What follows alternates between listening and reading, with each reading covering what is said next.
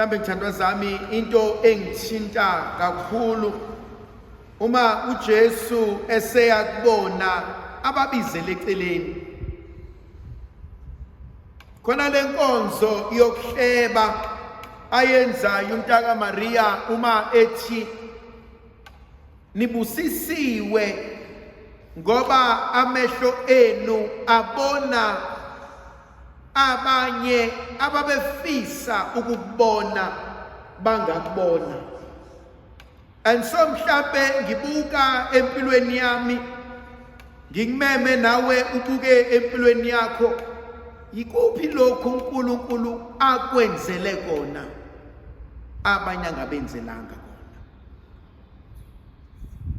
Kuyinhlanhla ukuphila, kuyinhlanhla ukuba nekhaya, kuyinhlanhla kumusa ukusondezana noNkulunkulu. Ziningi izinto esinazo esizona abanye abantu abangenazo, abangayiqona, babefisa akulunganga, bazama baphucwa. And so lenkonzo mina ingibukeza ukuthi akuve kulula ukubuka izinto in general form or in a generic view, uyibuke into lekude. Kodwa mususondele eduze ziningi izinto ezi-unique uNkulunkulu asenzela zona abanye abanazo, banikwanga. Ngiyamthanda uDavid emethi mbonge Jehova mphefumulo wami, akunakho konke okuphakathi kwami akubonge igama lakhe elingcwele. Akuve kulula ukubona ukuthi impilo yakhe ayihambi kahle uma usuqala ukuyiqhathanisa neyomunye umuntu. But usayiphila nje uwedwa, usawena, and ungakayixaka ukuthi usibanibana kanakho noma unakho. Ubobuke esikoleni ingane ezincane, uyabona ubhalile wathola ama-exams akho noma wathola ama-marks akho, uyawujabulela imako olitholile. The moment usuqala ukukhala, it's because usulikhomperisha nelomunye umuntu. Nempilo kwesinye isikhathi njalo. Uyazi omunye umuntu akanendaba nophuthu adlayo, akanendaba nestambu adlayo. The moment eseqala eba nankinga nalokhu, ingoba nakho omunye uposte ama-prawns angenawo. Anginankinga ngemoto yami, iyangisusa la ingibeke la.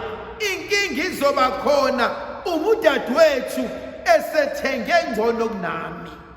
Anginankinga ngehole enginalo, inkinga ngizoba nalo mase ngibona i-payslip kazakwethu. Kwesinye isikhathi sishawa ukuthi asaneliswe sinako, sifuna nokunye, sikhohlwe ukuthi nakho enginikwe kona, nakho kwami. Usukaphi umona? Umona usuka, angikwazi ukuyimonozelela mina, but umona uzoqala uba umona the moment sengibuka lokhuya sengikufunela mina ngithi wena akufanele. Isikeja lapho lento. Khona lo mhlabeleli othi count your blessings, name them all. Yazi masane sibuyele emakhaya sithi, let me write down all the blessings, all the good things that the Lord has done, and just focus on them. What He has done for me, what He has done for my family, what He has done for my children, what He has done for my siblings, what he has done for those closest to me, and only focus on those.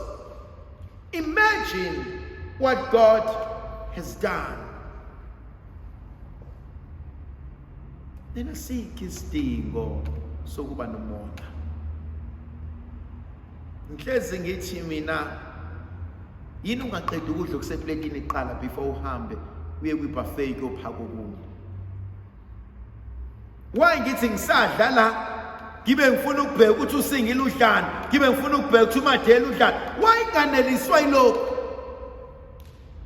Then sengathi mangasuthanga bese ngithi awunganele mfowethu, awunganele mntanga baba ngoba ngisuthanga.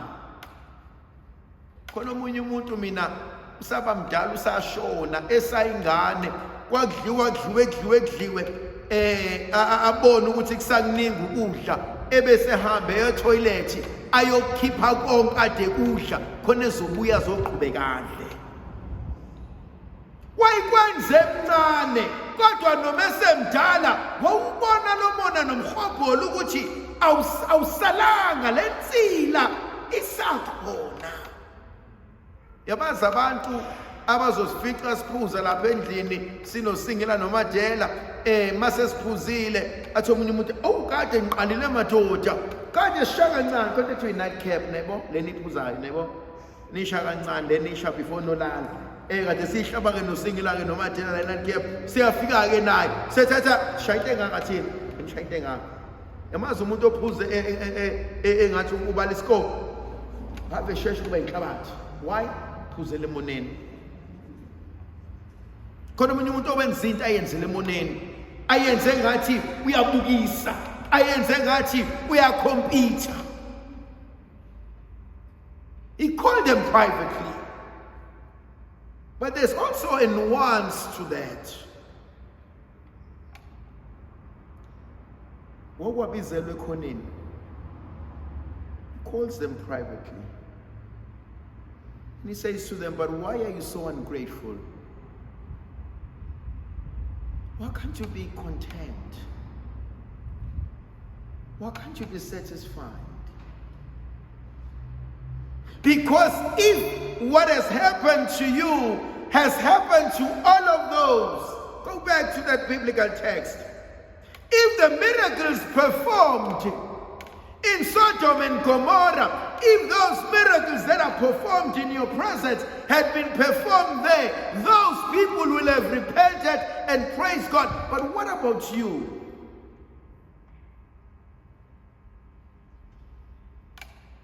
Because in this cutting, uNkulunkulu uyazi uyawaste igracia like ekuthini. Because if what he does to us, he had done it to other people, they would have changed.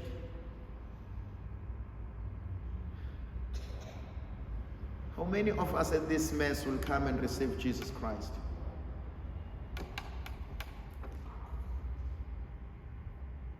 We're not worthy. We're not holy. Jesus stays in the tabernacle. And he comes out of the tabernacle. He comes out of the altar. And he becomes a reality in this body, which is filthy, which is unworthy, which is sinful. We're not worthy.